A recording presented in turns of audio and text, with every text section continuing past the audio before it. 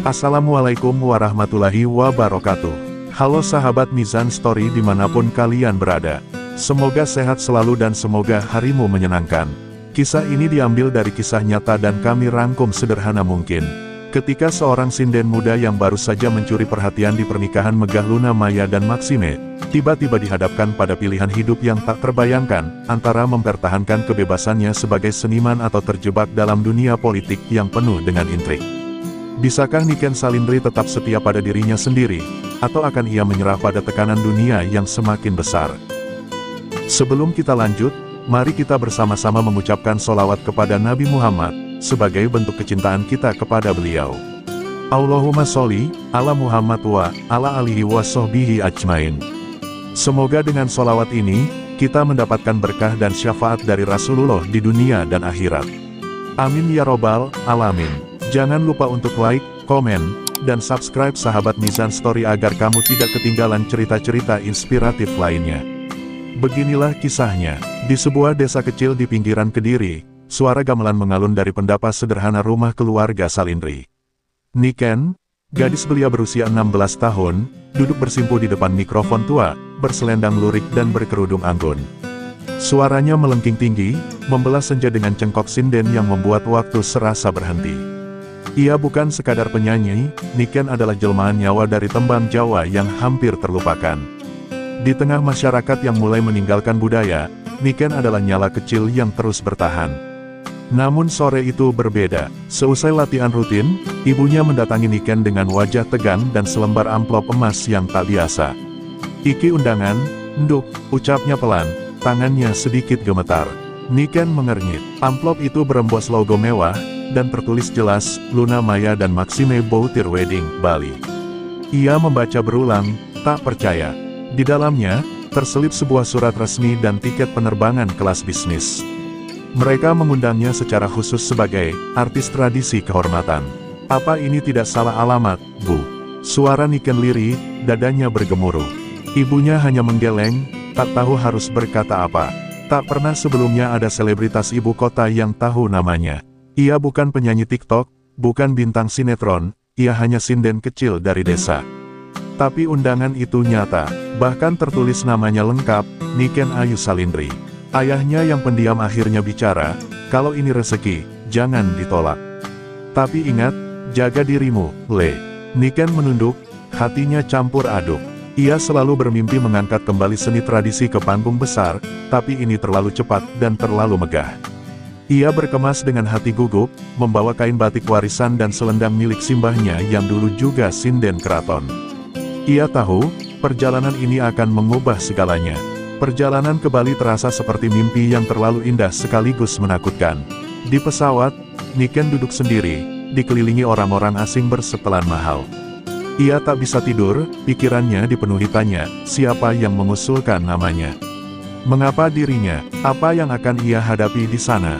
Ia hanya tahu satu hal, suara adalah doanya, dan tembang adalah jalan hidupnya.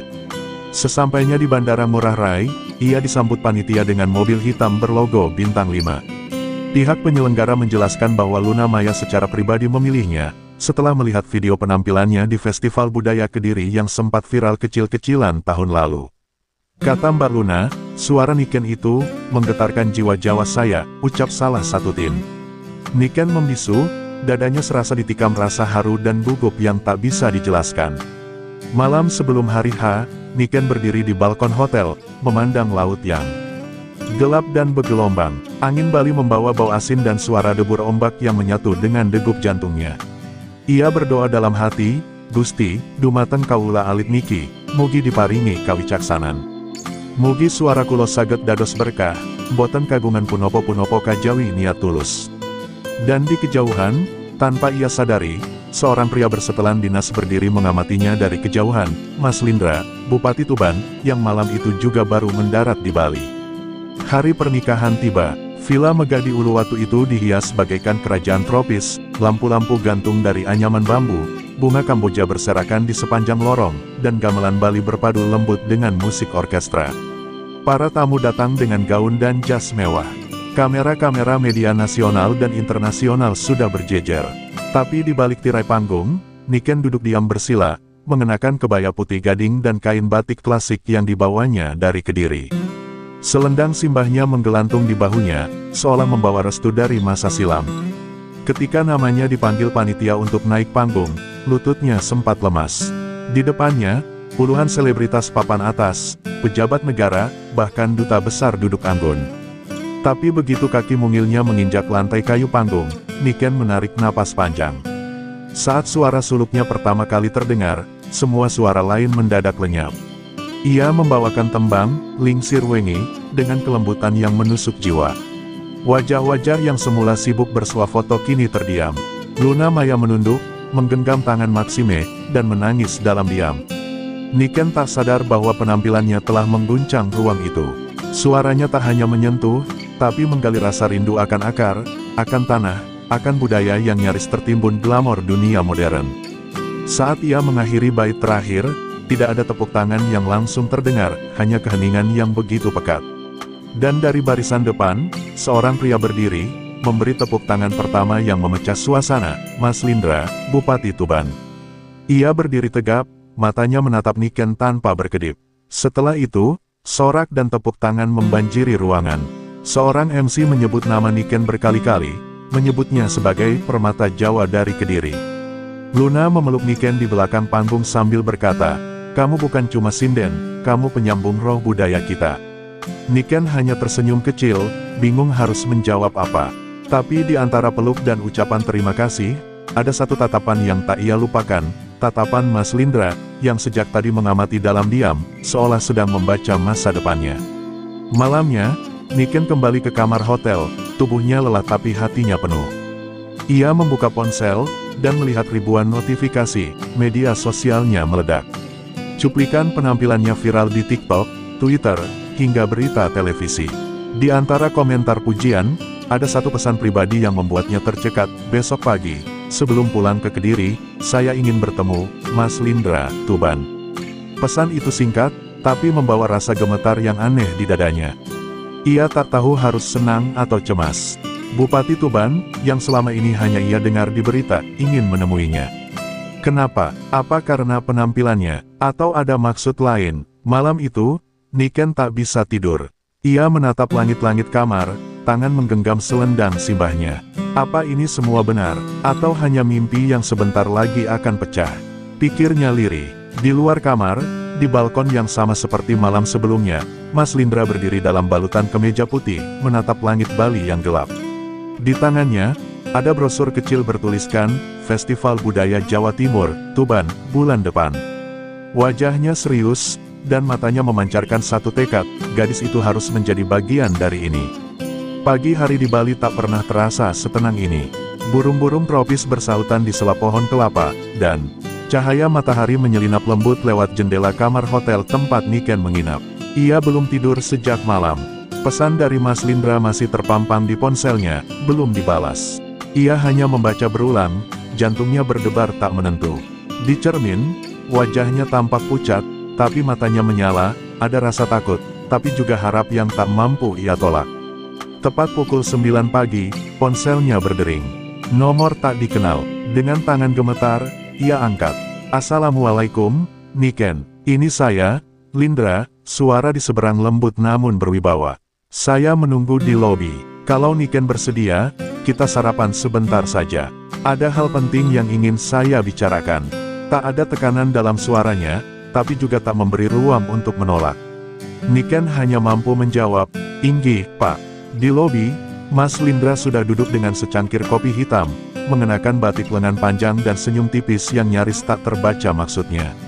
Ketika Niken datang dengan kebaya santai dan rambut dikepang rapi, semua mata di ruangan menoleh, tapi hanya satu tatapan yang mengunci langkahnya.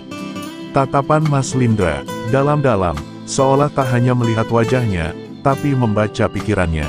Obrolan mereka berlangsung pelan. Mas Lindra menanyakan keseharian Niken, perjalanan karirnya, dan bagaimana ia menjaga idealisme sebagai seniman muda. Tapi tak butuh waktu lama sebelum arah pembicaraan berubah. "Niken," katanya serius, "kita sedang mempersiapkan Festival Budaya Jawa Timur terbesar tahun ini, dan saya ingin kamu jadi ikon utamanya." Niken terdiam, belum sempat menjawab, Mas Lindra menambahkan, "Tapi bukan hanya itu. Saya ingin kamu ikut saya ke Tuban. Hari ini juga, kalau bersedia. Kalimat itu seperti petir. Niken tercekat. Pak, maksudnya, saya ikut ke Tuban sekarang. Mas Lindra mengangguk. Hanya beberapa hari. Saya ingin tunjukkan bagaimana budaya bisa hidup berdampingan dengan pemerintahan. Kamu akan bertemu banyak seniman, tokoh adat, dan, ya, media. Ia menatap Niken dengan sorot tajam. Bukan memaksa, tapi menguji. Seolah ingin tahu apakah gadis muda ini hanya seniman, atau calon simbol baru Jawa Timur. Niken merasa seperti daun kecil yang terseret arus deras. Ia ingin pulang ke Kediri, memeluk ibunya, kembali ke pendapa dan suara gamelan.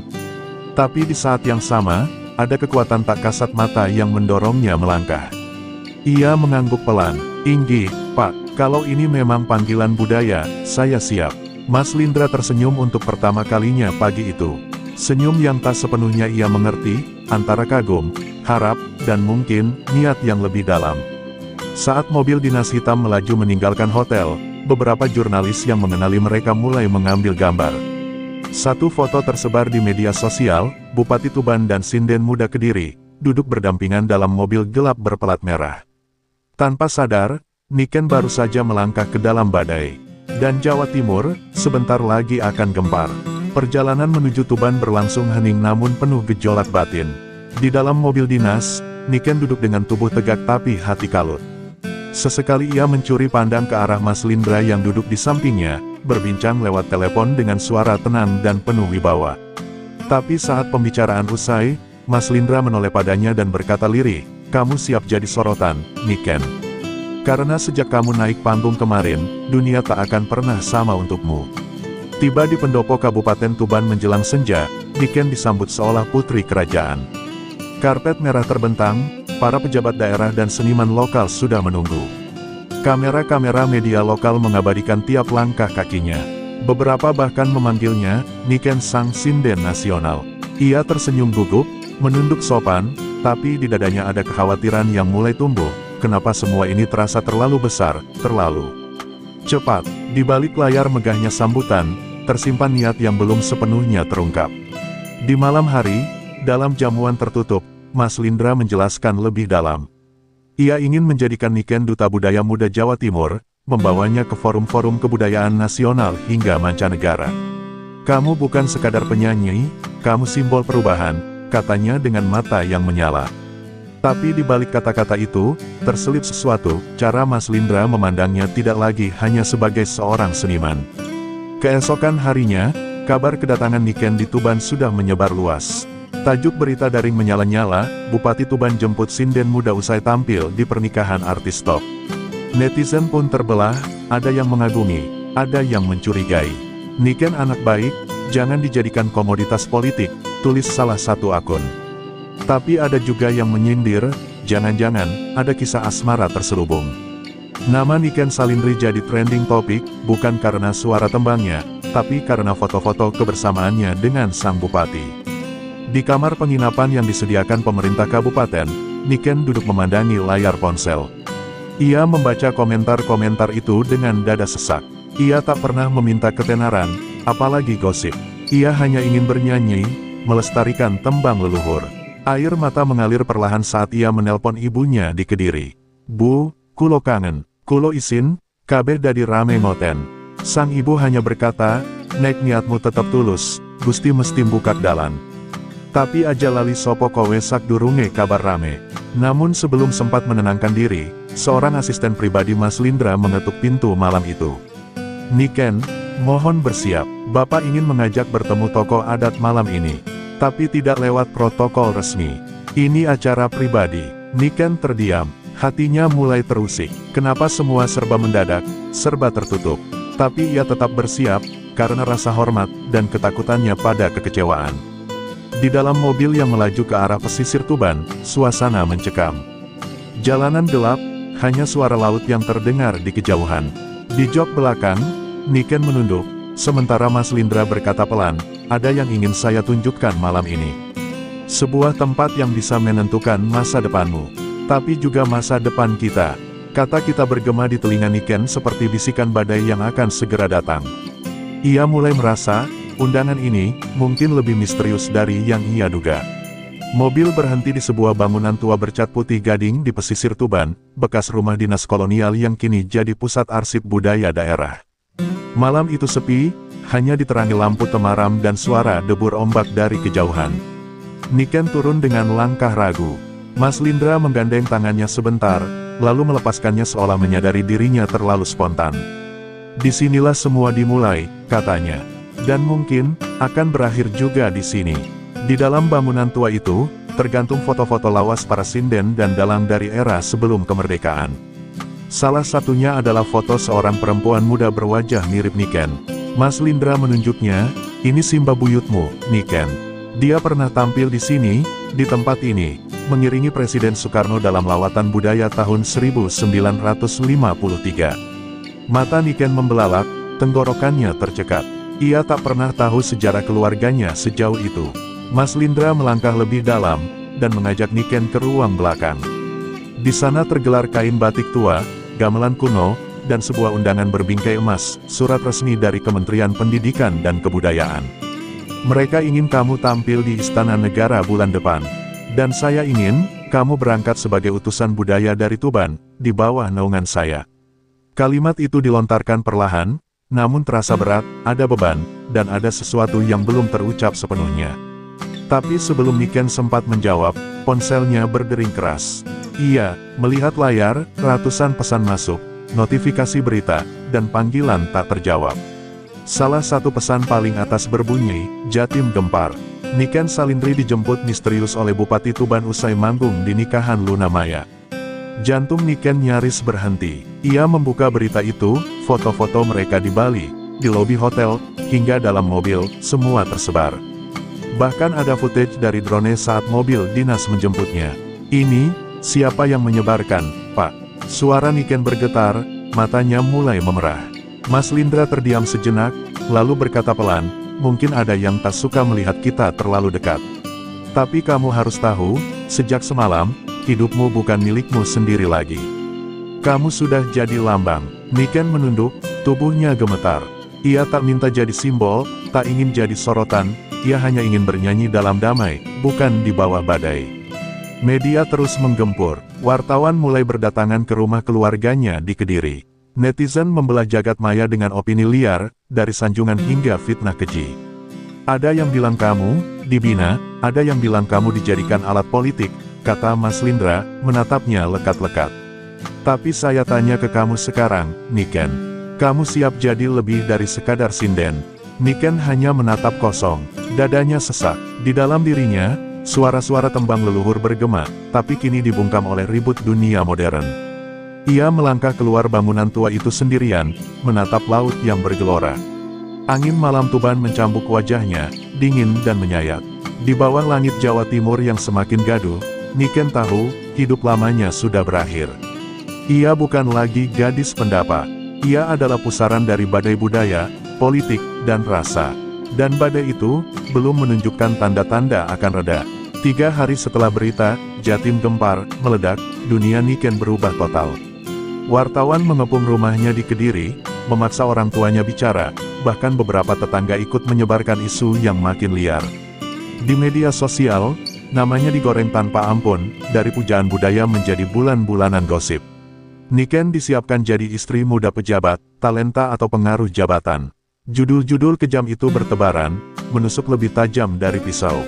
Sementara itu di Tuban, Niken diungsikan ke rumah budaya milik pribadi Mas Lindra, sebuah bangunan antik yang tenang namun terasa seperti sangkar emas.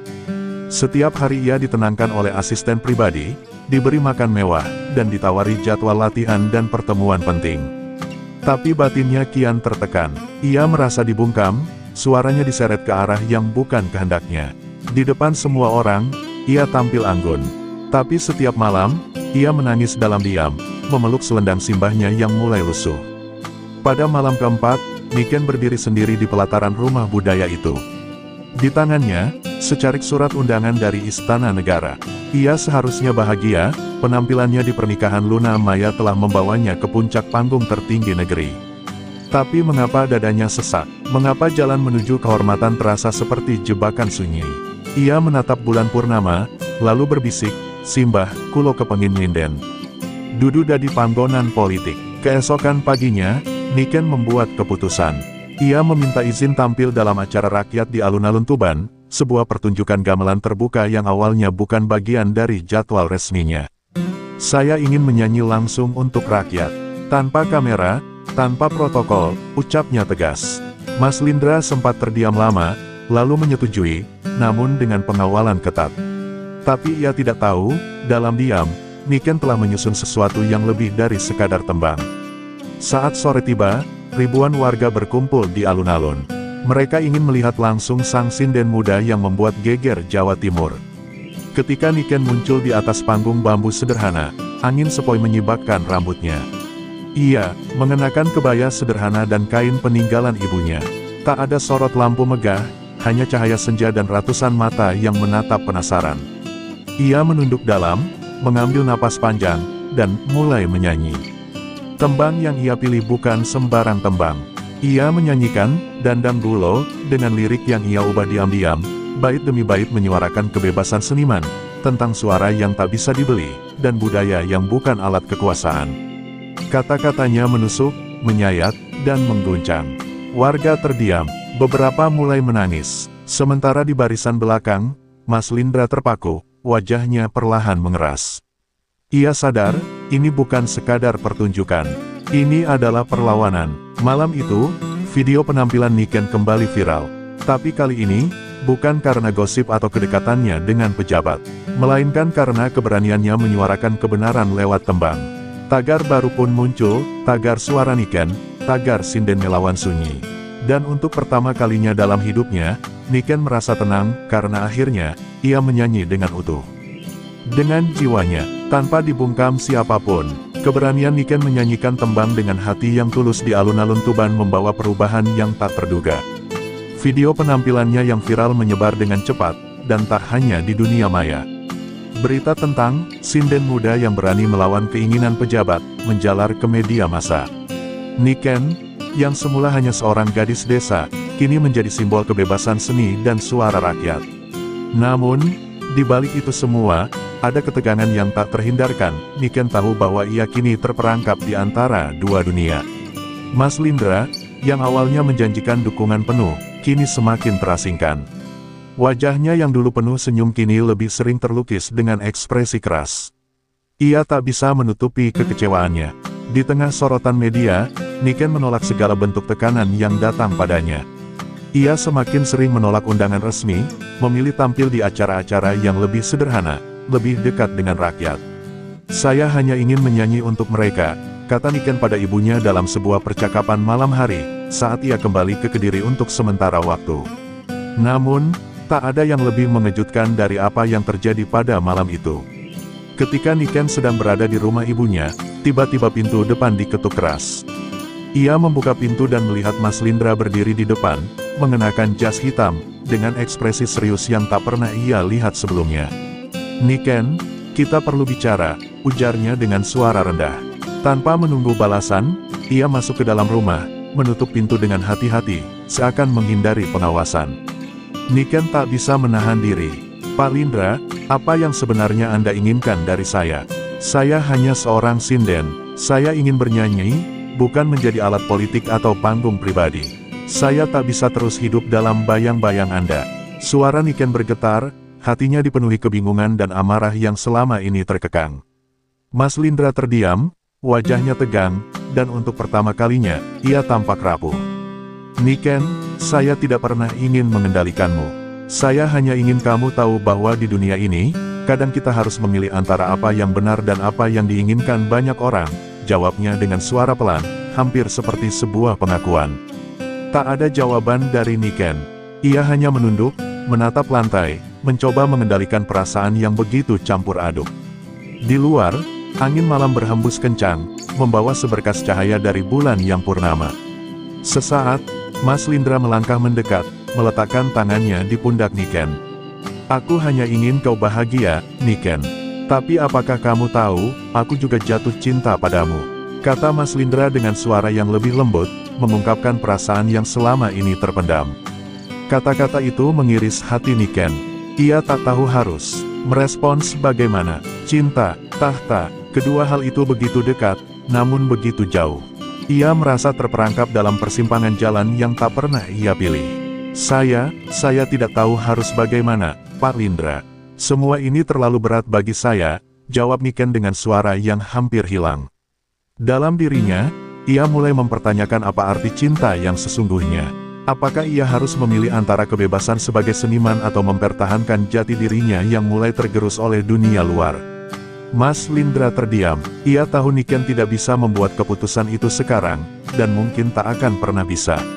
Tapi yang ia tahu pasti adalah, Niken telah menembus batas-batas yang selama ini mengikatnya, tidak hanya sebagai sinden, tetapi juga sebagai perempuan yang punya suara dan pilihan. Ia berpaling, berjalan menuju pintu, dan sebelum melangkah keluar, ia berkata, "Aku akan selalu ada di sini untukmu, Niken. Tapi jangan biarkan dunia ini mengubahmu menjadi seseorang yang bukan dirimu sendiri." Niken hanya berdiri di sana, terdiam, merenung. Di luar, dunia masih berputar, tetapi bagi Niken, malam itu terasa seperti titik balik yang akan menentukan siapa dirinya yang sebenarnya. Keputusan itu datang pada pagi yang kelabu. Niken duduk di teras rumah ibunya, memandangi jalan raya yang lengang. Ia merasa seolah berada di persimpangan jalan yang tak pernah ia pilih, sebuah jalan yang membawa ke dunia yang penuh harapan, namun juga penuh dengan jebakan. Dalam seminggu terakhir, Niken terus diserang oleh berbagai pihak. Beberapa sahabat lama mulai menjauh, sementara media semakin mengintensifkan sorotan pada dirinya. Bahkan dalam tiduran malam, ia merasa terjaga, dihadapkan pada pilihan yang semakin mendalam. Mas Lindra sudah berulang kali menghubunginya, mencoba membujuk Niken untuk kembali ke Tuban dan menerima undangan Istana Negara. "Ini bukan hanya untukmu, Niken. Ini untuk budaya kita, untuk Jawa Timur," katanya dalam setiap percakapan. Tetapi hati Niken semakin tertutup. Ia tahu bahwa jika ia menerima semua itu, ia akan terperangkap dalam dunia yang bukan miliknya. Dunia politik dan kekuasaan yang hanya akan mengubahnya menjadi alat, bukan seorang seniman yang bebas. Namun, ada rasa khawatir yang menggerogoti hati kecilnya, apakah ia akan menyesal jika menolak kesempatan besar ini. Pada pagi itu, Niken memutuskan untuk mengunjungi pendopo tempat pertama kali ia diajak bertemu Mas Lindra. Tempat yang kini terasa penuh dengan kenangan pahit. Ia berjalan perlahan memasuki ruang besar itu, memandangi foto-foto besar yang menggantung di dinding, mengingatkan padanya tentang peran yang sedang dipaksakan kepadanya. Semua dekorasi, keindahan budaya, dan tatanan yang terlihat sempurna itu kini terasa seperti perangkap. Di sana, Niken berhenti sejenak, menatap dirinya di cermin besar yang terpasang di sudut ruangan. "Apakah ini diriku yang sebenarnya?" tanyanya dalam hati, suara batinnya bergema. Ia merasa seperti berada dalam bayang-bayangnya sendiri. Seorang sinden yang dulu hanya mengisi panggung kecil di desanya kini menjadi seorang figur yang dilihat seluruh negeri. "Aku ingin bernyanyi, bukan menjadi pion dalam permainan besar ini," gumamnya pelan. Tiba-tiba, ia merasakan ketenangan yang aneh, seolah semua kebingungannya terjawab dalam satu kalimat yang datang dari dalam dirinya, "Aku ingin memilih jalanku sendiri." Tak lama setelah itu, ia memutuskan untuk menulis surat. Surat yang akan mengubah jalannya hidupnya. Ia menulis dengan hati yang berat, mengungkapkan perasaannya pada Mas Lindra, pada pemerintah, dan pada semua pihak yang berharap ia mengikuti kehendak mereka. "Saya berterima kasih atas segala kesempatan yang telah diberikan, namun saya tidak bisa lagi mengikuti jalan yang tidak sesuai dengan hati saya. Saya ingin kembali ke kedamaian, kembali menjadi Niken yang dulu, yang bernyanyi untuk rakyat, bukan untuk agenda politik." Setiap kata dalam surat itu terasa seperti sebuah penutupan babak besar dalam hidupnya. Dengan surat itu, Niken memutuskan untuk tidak menghadiri undangan Istana Negara. Ia memilih untuk tinggal di Kediri, kembali ke akar budayanya, dan menghidupkan kembali seni yang ia cintai. Keputusan itu, meski berat, terasa seperti kebebasan yang telah lama ia cari. Di sisi lain, ia tahu bahwa dunia luar tidak akan lagi melihatnya dengan cara yang sama. Mungkin, ia akan dilupakan, atau dianggap sebagai sosok yang menyia-nyiakan kesempatan emas. Namun, ia merasa damai dengan pilihannya. Pagi itu, di bawah langit biru yang cerah, Niken kembali ke panggung pertamanya, di sebuah acara seni sederhana di alun-alun Kediri. Tanpa kamera, tanpa sorotan, hanya para penduduk yang datang untuk menikmati musik dan tembang Jawa. Ketika ia menyanyi, suaranya terasa lebih murni, lebih bebas, lebih kuat daripada sebelumnya. Ia menyadari bahwa inilah kebebasan yang sesungguhnya, ketika ia bisa memilih untuk tidak dibungkam oleh apapun. Mas Lindra, yang mendengar keputusan Niken, tidak bisa menahan diri. Ia datang ke Kediri, berdiri di luar panggung, menyaksikan Niken dengan tatapan penuh kesedihan dan kebanggaan. Tanpa berkata sepatah kata pun, ia hanya mengangguk pelan, seolah mengerti bahwa jalan Niken kini sudah terbentang luas, bebas dari segala keterikatan. Bagi Niken, dunia itu telah menjadi miliknya, dunia yang penuh dengan suara, kebebasan, dan pilihan. Niken Salindri telah memilih jalannya sendiri. Dalam dunia yang terus berputar dengan arus politik dan sorotan media, ia menemukan kedamaian dalam memilih untuk tetap menjadi dirinya sendiri. Keputusannya untuk kembali ke dunia seni yang sederhana, jauh dari segala agenda yang mengikatnya, bukan hanya sekadar langkah mundur, tetapi juga langkah maju menuju kebebasan yang sejati. Kini, Niken bernyanyi bukan karena tuntutan atau harapan orang lain, tetapi karena ia tahu, musik dan tembang yang keluar dari hatinya adalah wujud dari jati dirinya yang sejati. Mungkin nama Niken akan meredup dalam gemerlap dunia hiburan besar, namun bagi rakyat yang mencintai seni sejati, ia akan selalu dikenang sebagai sosok yang tidak takut untuk memperjuangkan kebenaran melalui suaranya. Terkadang, kebesaran tidak terletak pada panggung megah atau pujian dunia, melainkan dalam ketulusan yang tak bisa dibungkam. Dan dengan itu, Niken melangkah lebih jauh lagi. Dalam perjalanan seni yang tanpa batas, ia akan terus bernyanyi, untuk dirinya, untuk rakyat, dan untuk kebebasan suara yang tak pernah padam. Cerita ini adalah karya fiksi yang dibuat semata-mata untuk hiburan dan tidak ada kaitannya dengan tokoh nyata atau peristiwa yang terjadi dalam kehidupan nyata. Setiap kesamaan dengan kejadian, nama, tempat, atau individu hanyalah kebetulan belaka. Terima kasih telah mengikuti cerita ini sampai akhir. Kami berharap kamu menikmati perjalanan Niken Salindri dan kisahnya yang penuh emosi serta pilihan hidup yang tidak mudah. Semoga kisah ini memberikan inspirasi dan pemahaman tentang pentingnya memilih jalan yang sesuai dengan hati kita. Terima kasih atas dukungan dan perhatian kamu. Sampai jumpa di cerita-cerita selanjutnya. Salam hangat. Wassalamualaikum warahmatullahi wabarakatuh.